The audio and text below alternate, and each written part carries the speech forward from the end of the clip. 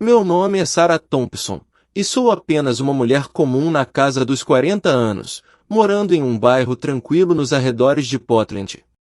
Tenho um marido chamado Mark e 2 filhos adolescentes. Vivemos uma vida simples, nada particularmente notável.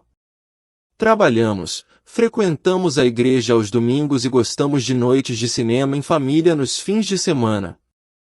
Nossos dias sempre foram previsíveis, com uma sensação de rotina constante. Se você tivesse me perguntado há 6 meses como era a minha vida, eu a teria descrito como estável, talvez até um pouco mundana. Se alguém tivesse me dito que eu estaria escrevendo para você hoje sobre uma experiência de quase morte que mudou radicalmente minha compreensão da vida, eu teria rido. Mas aqui estou eu, compartilhando uma história profundamente pessoal que acredito ter o potencial de oferecer a você conforto, orientação ou talvez simplesmente um momento de introspecção. O que estou prestes a lhe contar é algo extraordinário, algo que eu nunca poderia ter previsto, mas é real e remodelou a maneira como vejo o mundo. Deixe-me começar preparando o cenário. Eu não era alguém que passava muito tempo contemplando o que poderia nos esperar após a morte.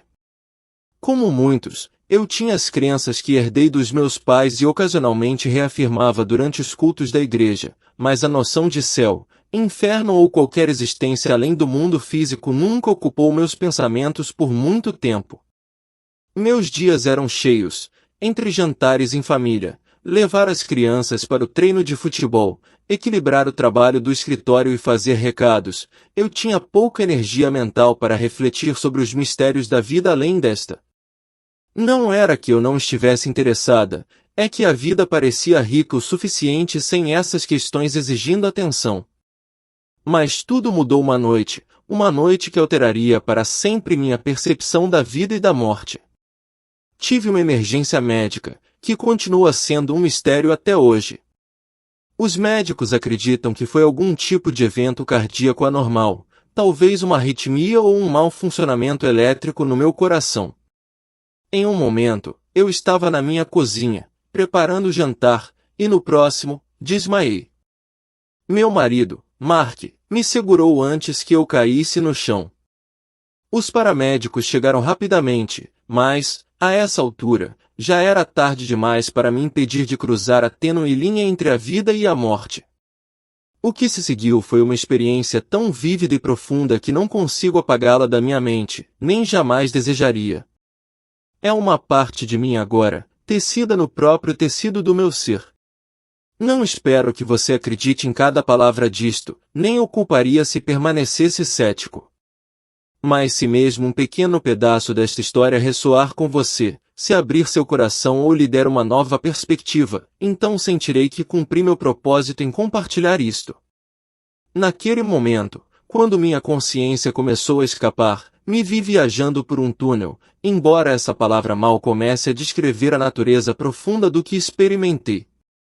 Era como se todo o meu ser estivesse sendo gentilmente puxado por uma passagem de luz radiante e cintilante. As paredes do túnel eram suaves e borradas, pulsando com uma energia que parecia viva, quase como se o próprio túnel fosse uma entidade viva. Fiquei desorientado no início, questionando se estava simplesmente sonhando, mas a clareza que se seguiu não me deixou espaço para dúvidas. Eu estava mais consciente do que nunca na minha vida. As cores ao meu redor eram mais vibrantes do que qualquer coisa que eu já tinha visto antes. Cada tom parecia pulsar com vida.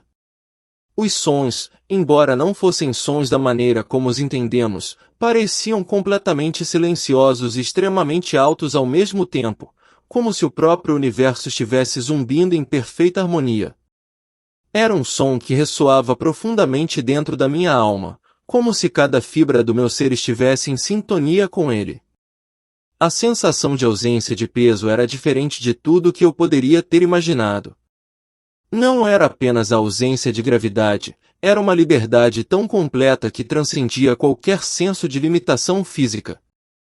Era como se eu estivesse flutuando em um mar sem fim, mas sem qualquer senso de restrição ou esforço. Não havia tensão, nenhuma pressão no meu corpo. Apenas flutuação pura e sem esforço. E neste espaço de luz e serenidade, senti uma sensação avassaladora de paz, curiosidade e, por razões que não consegui explicar, uma profunda sensação de reconhecimento. Quanto mais eu me movia por esse espaço etéreo, mais eu me tornava consciente de outras presenças. Eu via figuras, não muito sólidas, mas formadas de luz. Algumas pareciam incrivelmente familiares, como se fossem entes queridos ou velhos amigos, embora eu não conseguisse distinguir seus rostos. Sua presença era repleta de amor e gentileza, amor incondicional e receptivo que me envolvia como um abraço caloroso. Algumas figuras eu não reconhecia, mas elas irradiavam o mesmo sentimento de aceitação e paz. O tempo, como entendemos, deixou de importar naquele lugar. Se minutos ou horas se passaram, era impossível dizer. Na Terra, o tempo passa implacavelmente, mas naquele reino, eu simplesmente existia. Eu estava suspenso em um estado de consciência, clareza e contentamento, sem nenhuma urgência. Eu não estava com pressa de avançar ou voltar, eu estava simplesmente lá. À medida que eu me aprofundava, senti uma atração por algo, uma luz, mais brilhante e mais intensa do que qualquer coisa que eu já tinha visto. No fim do túnel, eu conseguia distinguir uma figura, brilhando com radiância. Essa luz não era apenas iluminadora, era envolvente, reconfortante, como uma presença que me dava as boas-vindas ao lar. E quando me aproximei, eu o vi. A princípio, era apenas uma silhueta, formada pela luz mais brilhante imaginável, mas quando me aproximei, a figura tomou forma. Era um homem, mas não qualquer homem. Esse ser irradiava amor puro, compaixão e um senso de compreensão profunda. Naquele momento, meu coração o reconheceu imediatamente. Eu sabia quem ele era. Meu espírito sussurrou dentro de mim, este é Jesus. As palavras me faltam quando tento descrever a aparência de Jesus naquele reino. Ele não era apenas uma figura da história, com cabelos longos e barba, envolto em um manto, como podemos imaginar. Essa pode ser a representação mais próxima que temos do mundo físico, mas aqui, neste lugar sobrenatural, ele era a própria luz, amor puro e compaixão encarnados. Sua presença transcendia qualquer forma terrena, era como se o próprio amor tomasse forma diante de mim. Seus olhos irradiavam bondade, um poço infinito de graça que alcançava profundamente minha alma. Não havia vergonha, nem culpa, apenas a sensação avassaladora de ser totalmente aceito. Era como se cada erro que eu já tivesse cometido fosse reconhecido da maneira mais gentil e imediatamente perdoado. Não havia condenação, apenas uma empatia abrangente que me envolvia.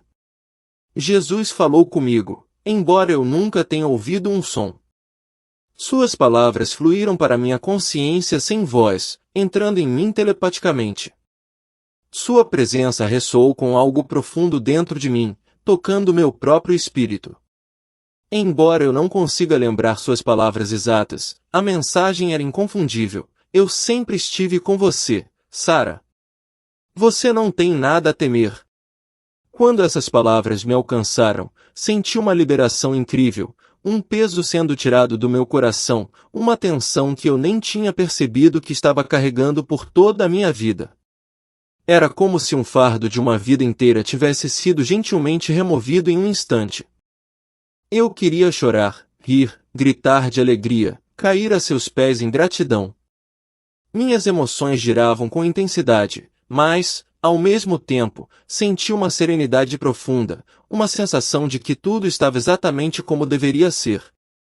Esse sentimento de paz permaneceu, embora, no mundo físico, meu corpo estivesse em algum lugar, sem vida, seja em uma mesa de operação ou em uma maca de ambulância. Mas nessa realidade superior, eu nunca me senti mais vivo, mais plenamente eu mesmo. Assim que tomei consciência da presença de Jesus, minha vida inteira pareceu se desenrolar diante de mim de uma forma que eu nunca havia experimentado antes. Era como se eu estivesse imerso em um filme 3D da minha própria existência, mas eu não apenas assisti, eu senti cada momento enquanto acontecia. Eu revivi cada emoção, cada intenção por trás de cada ação. Eventos que eu havia esquecido há muito tempo ressurgiram com tanta clareza que pareciam frescos, tangíveis e vívidos. Eu me vi quando criança, brincando com minha irmã mais nova, às vezes provocando-a de brincadeira. Eu senti a picada das minhas palavras da perspectiva dela, a mágoa que eu não tinha notado na época. Eu revivi um momento no ensino médio quando menti para meus pais e senti sua decepção, aquele silêncio pesado que permaneceu em seus corações. Também vi momentos de alegria, o dia do meu casamento, o nascimento dos meus filhos, as vezes em que demonstrei gentileza com estranhos, mesmo quando não achava que fosse significativo. Era como se eu pudesse sentir sua gratidão, sua alegria. O que mais me impressionou nessa revisão de vida foi a interconexão de tudo. Nenhuma ação, nenhuma palavra, nenhum gesto foi isolado. Cada ato de amor, cada palavra raivosa, cada momento de empatia, cada decisão negligente, cada um deles se espalhou para fora, afetando inúmeras vidas de maneiras que eu nunca havia imaginado. Vi como um único ato de gentileza poderia criar uma reação em cadeia, espalhando calor e boa vontade de maneiras que nunca poderiam ser totalmente compreendidas. Também vi como um único momento de descuido, uma palavra dura ou ação irrefletida, poderia deixar uma cicatriz, uma ferida que se espalhou para fora, invisível, mas profundamente sentida. Jesus não me repreendeu por essas ações. Ele simplesmente me permitiu testemunhá-las, ver as consequências das minhas escolhas. Não houve julgamento, nem raiva, apenas compreensão. A mensagem não era sobre condenação, mas sobre ver o quanto minha vida importava, o quão profundamente cada escolha impactava os outros. Era um convite para aprender e crescer.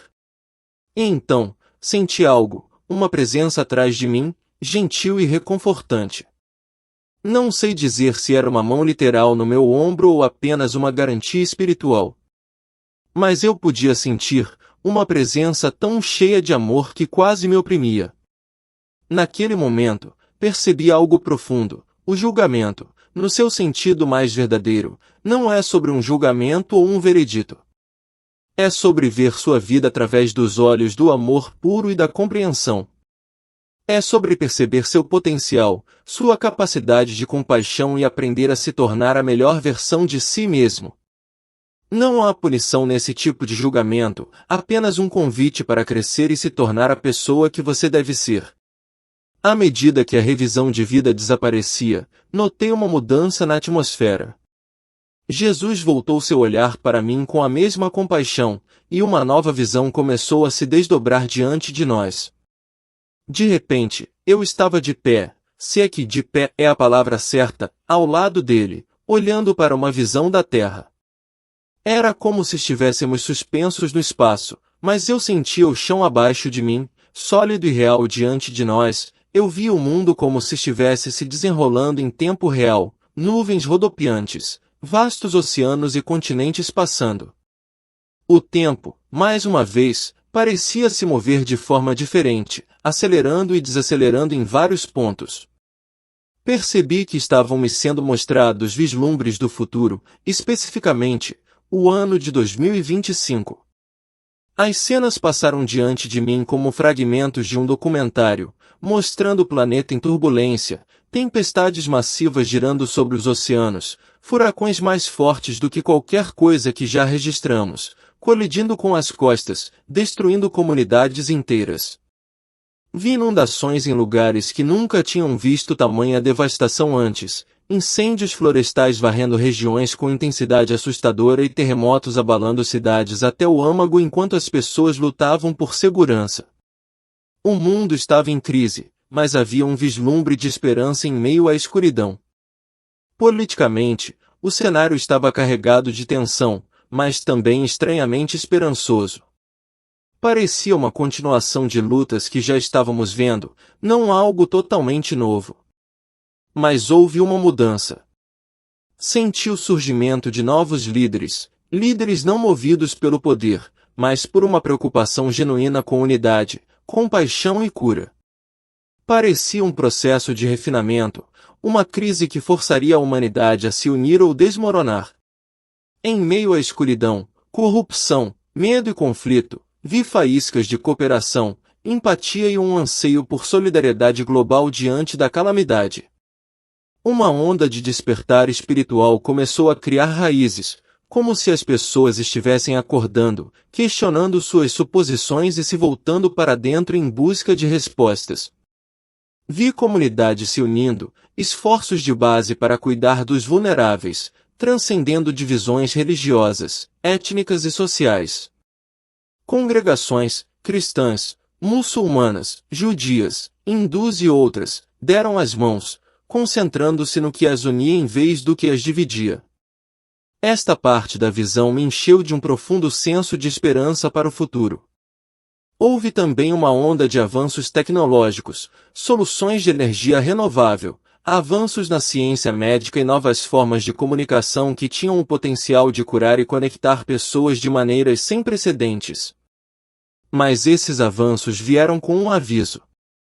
As mesmas tecnologias que poderiam salvar vidas e unir as pessoas também tinham o potencial de uso indevido, tornando-se ferramentas de vigilância, controle e manipulação. Foi um momento crucial na história humana, uma bifurcação na estrada onde a humanidade teria que decidir como usar seu poder crescente. A escolha moldaria o futuro do planeta, para melhor ou para pior.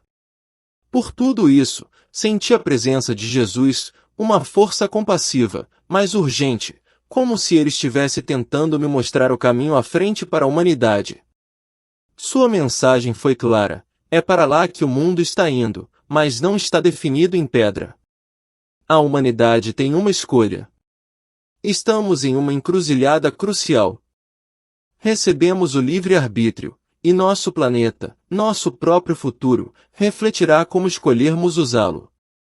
Se continuarmos no caminho do egoísmo, da ganância e do conflito, o caos que testemunhei só aumentará.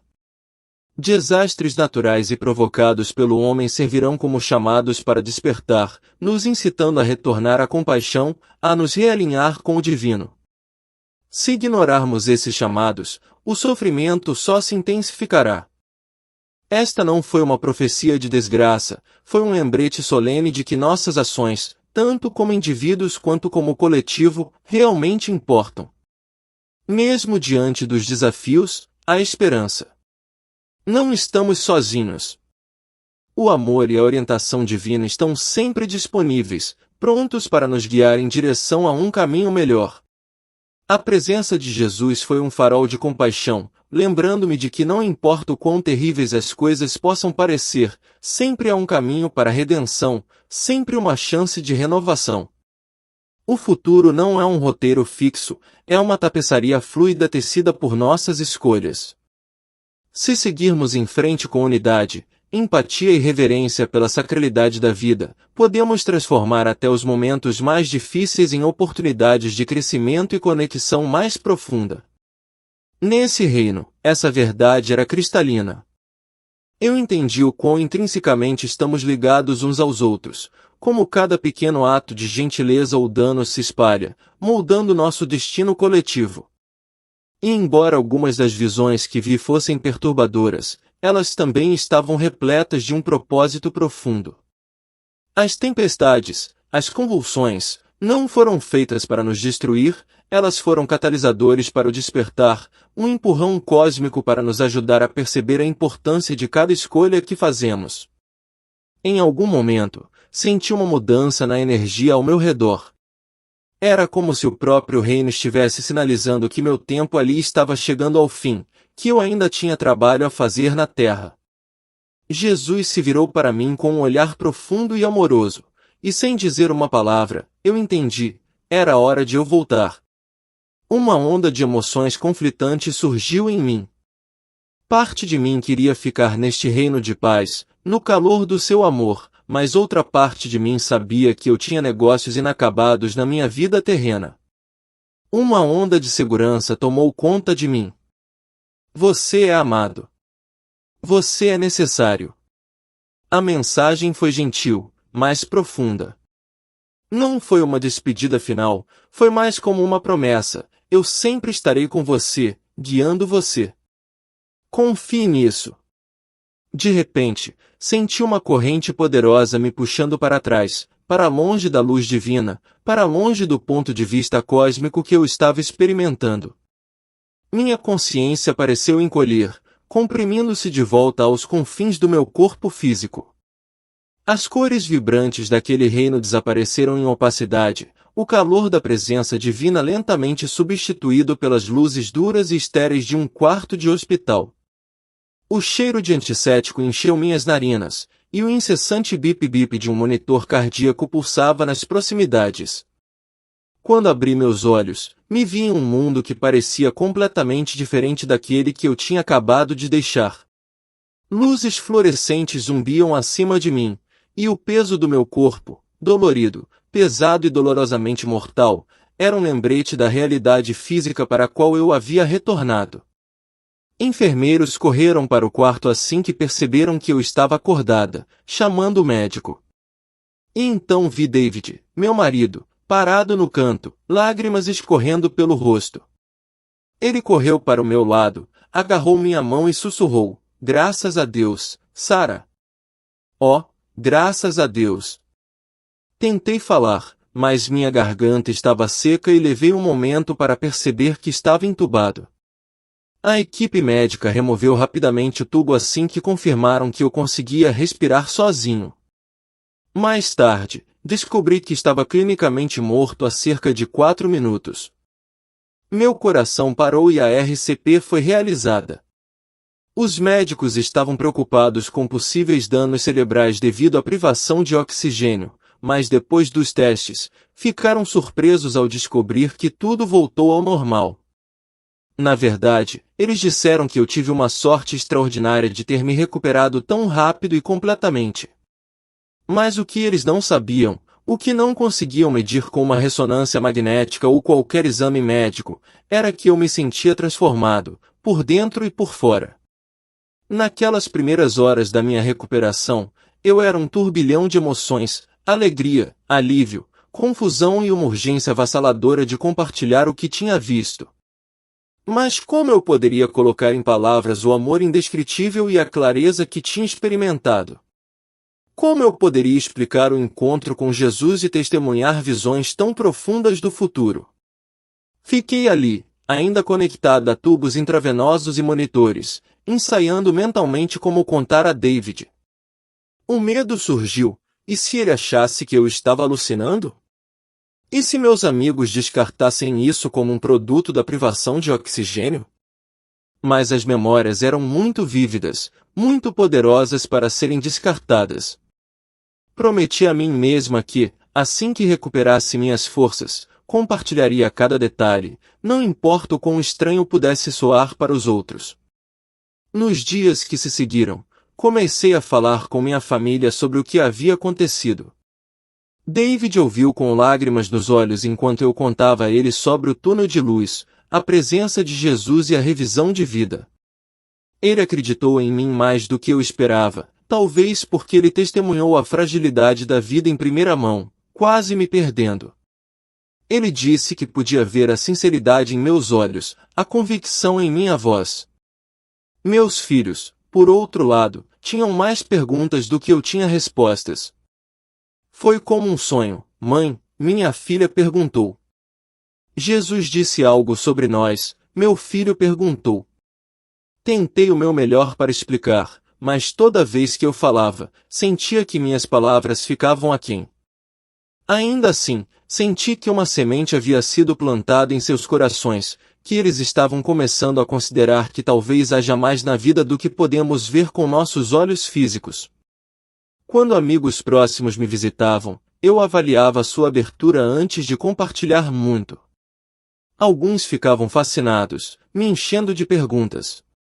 Outros ofereciam sorrisos educados, mas eu podia dizer que eles se sentiam desconfortáveis. Percebi que, para alguns, discutir experiências de quase morte é tabu, desafia os limites do que consideramos cientificamente possível. No entanto, eu não conseguia ficar em silêncio. Havia uma urgência em meu espírito que não me deixava guardar isso para mim. Um dos aspectos mais difíceis era lidar com as visões futuras que eu tinha visto. Quanto disso eu deveria compartilhar publicamente? Eu sabia que meu círculo imediato poderia descartá-lo como um sonho delirante, mas eu senti em meu coração que esses vislumbres tinham sido dados a mim por uma razão, para alertar, guiar e oferecer esperança. Comecei a fazer um diário extensivamente, registrando cada detalhe que eu conseguia lembrar. Escrevi sobre as tempestades que devastaram o planeta, comunidades dilaceradas por desastres naturais e a agitação política que, ao mesmo tempo em que despertava medo, também desencadeava movimentos de unidade e coragem.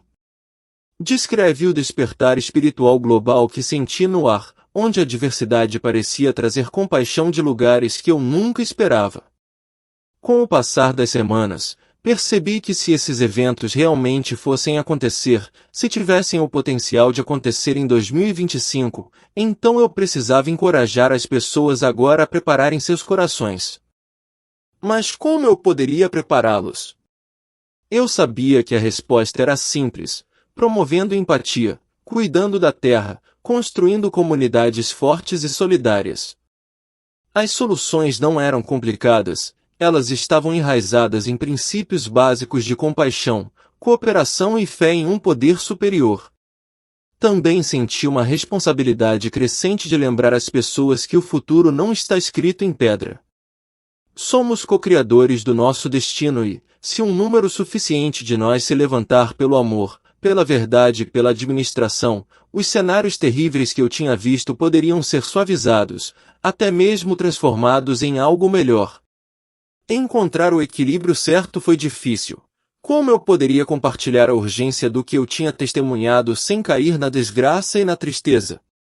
Mas me lembrei das palavras de Jesus: não estamos abandonados. O Espírito Santo, a presença divina, está vivo e ativo entre nós, pronto para guiar qualquer um que ouça. Esse sentimento de esperança me levou através da incerteza de como comunicar essa mensagem. Em um nível pessoal, eu lutava com as mudanças que aconteciam dentro de mim. Eu não me sentia mais contente em simplesmente voltar à vida como ela era. As atividades triviais que antes consumiam meu tempo, navegar nas redes sociais, reclamar de pequenos aborrecimentos, ficar obcecado por coisas materiais, agora pareciam vazias e sem sentido. Um novo impulso para ajudar os outros, para expressar amor de maneiras tangíveis, surgiu. Eu me vi me voluntariando mais, entrando em contato com os vizinhos, passando tempo com os membros da comunidade. Todas as manhãs, eu acordava grata pela chance de viver mais um dia. Essa transformação trouxe minhas emoções à tona. Eu chorei quando vi imagens de crianças sofrendo em países devastados pela guerra ou quando ouvi sobre famílias devastadas por enchentes e incêndios. Eu senti a dor deles como se fosse minha. Embora fosse emocionalmente desgastante, também parecia um presente, a capacidade de realmente ver a interconexão da humanidade. Depois de meses de oração e contemplação, senti um apelo inconfundível: compartilhe sua história com um público maior. Então, entrei em contato com comunidades espirituais, pesquisadores de experiências de quase morte e plataformas baseadas na fé. Escrevi cartas e e-mails, sem saber se alguém responderia ou me levaria a sério. Para minha surpresa, muitos o fizeram. Alguns me convidaram para falar via Zoom ou em pequenos encontros. Outros compartilharam que minha experiência refletia a deles, confirmando as conexões profundas que nos unem a todos.